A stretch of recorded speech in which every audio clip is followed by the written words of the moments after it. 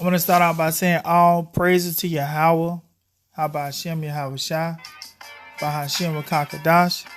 Double honors to the apostles and the elders of Great Millstone and Rule Well. I want to say shalom to the brothers out there preaching and teaching the truth worldwide. I want to say shalom to the hopeful lit also. Today's lesson is going to be a marketing based update. This video I seen it came out about a month ago, January 17th. It's approaching about a month ago. It came out January 17th, 2020, year of Karagma, and it's talking about about Greece going cashless and some of the laws that they passed in Greece, and it touches on India as well, about how the United States was actually behind India going cashless. See what I'm saying? You know, the devil got his hand in the cookie jar of all these countries. So without further ado, I'm gonna go ahead and play this video, and then I'm gonna get into a couple scriptures. We have been hearing for years how in the future we're going to live in a cashless society, right? Well, tonight we ask, when is it really coming? And what's it going to mean? How's it going to affect my life, your life? Good, bad, indifferent? NRS correspondent Michelle Greenstein joins us now to answer these questions. Michelle, you've been working on this for 48 hours now, or something like that. Sure. What have you found out? Well, to answer your first question of is it coming, the short answer is yes. We see the latest example today in Greece. Greeks now must spend at least 30% of their income electronically. And if they don't, then they will face a 22% fine on the shortfall. So let's say you only spend 15% right. And not 30, then that remaining 15% will be fined 22%. Now, let's remember that already in Greece, we have any bill under 70 euros must be paid either electronically by a check or by a credit card. So in this instance, using cash is not just taboo and not just financially de-incentivized, but actually illegal. But the truth is, Rick, this is symptomatic of a global trend. We had in India in 2016, the government declaring without warning that the two largest denomination bills would actually become invalid. What we're looking at now is some protests that were against this policy,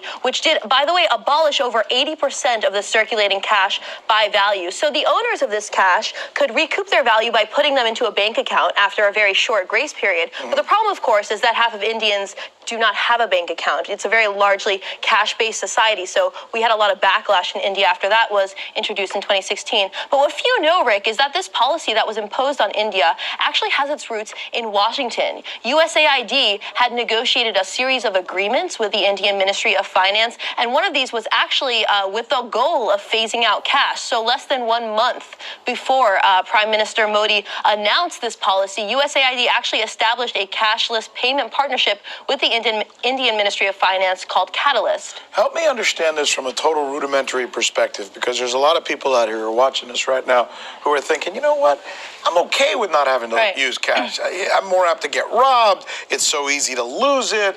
You know, I like using a credit card everywhere I go. I like this cashless system.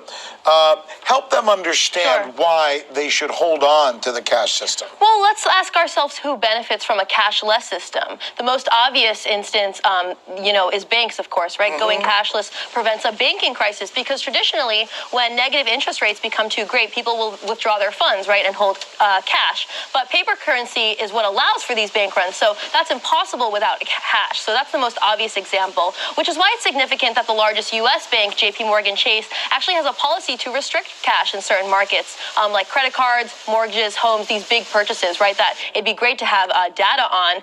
But it also doesn't even allow people to store cash in its safety deposit box. But it's also significant that this idea of a cashless society actually has its origins with the banks themselves. It's significant that Willem Buter, who was the chief economist at Citigroup at the time, actually was the first to present this idea of a cashless society. So I'm just thinking to myself, there's also a move on like cryptocurrency and other types of cash that are less apt for the government to put their hands into. That's supposed to be the beauty of cryptocurrency. Apparently it's a big deal in India right now. Is that a part of something that would be... That's enough of that. It's pretty much about to end. So as you can see, what the devil's going to try to do is is, push that convenience on you, as as Rick Sanchez was going into, hey, I'm not apt to get robbed, and this, that, and the third. I said ultimately we understand it's going to lead to the chip, the RFID chip, which is spoken of in Revelation 13, 16, 17. You know what I'm saying? You won't be able to buy and sell.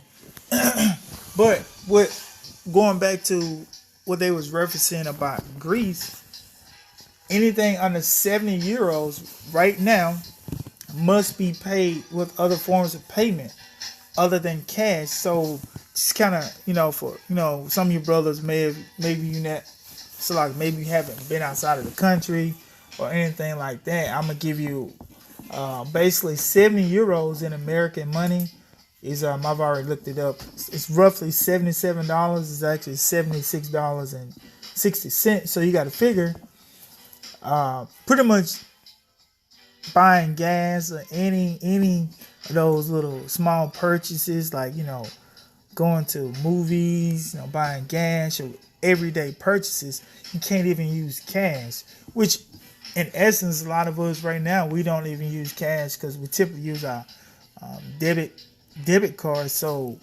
it's real easy for this devil to go ahead and push that chip, because majority of people don't even have cash on them here in America anyway, when you really think about it, because I pretty much use my debit card for everything.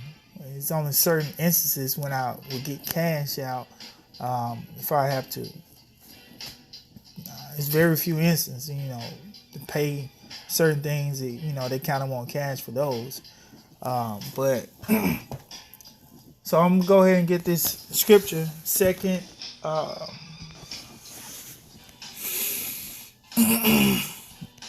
it's in 2 Corinthians.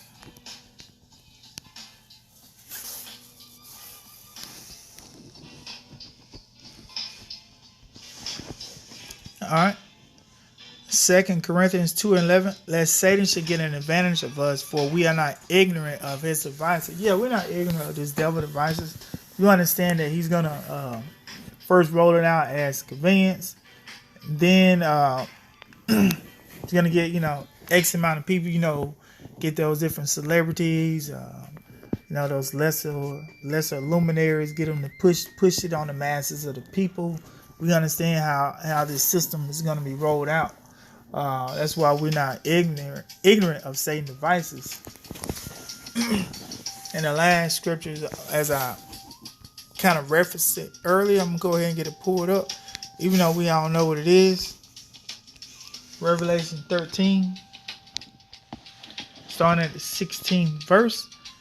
And he causeth all, both small and great, rich and poor, free and bond, to receive a mark in their right hand or in their foreheads, and that no man might buy or sell, save he that had the mark, or the name of the beast, or the number of his name. So as this scripture is going to, hey, once this devil fully has this, has a system, implemented and in place, you won't be able to buy and sell unless you have that RFID chip in your in either hand, right or your left hand, or of course in your forehead. So hey, what I'm saying, we got to get this oil, we got to get this money while it's time, because as it speaks in that the parable of the 5 wise and 5 foolish, for 2/3 of our people who are not trying to seek this wisdom, knowledge of the Heavenly Father, they're gonna get caught up out there, and then they're gonna be seeking for this, for the true riches, of the scriptures, but it's gonna be too late for them, and ultimately they're gonna succumb to this system, and take that chip, and then they're gonna be sealed unto death. So hopefully this lesson was edifying. Until next time, shalom.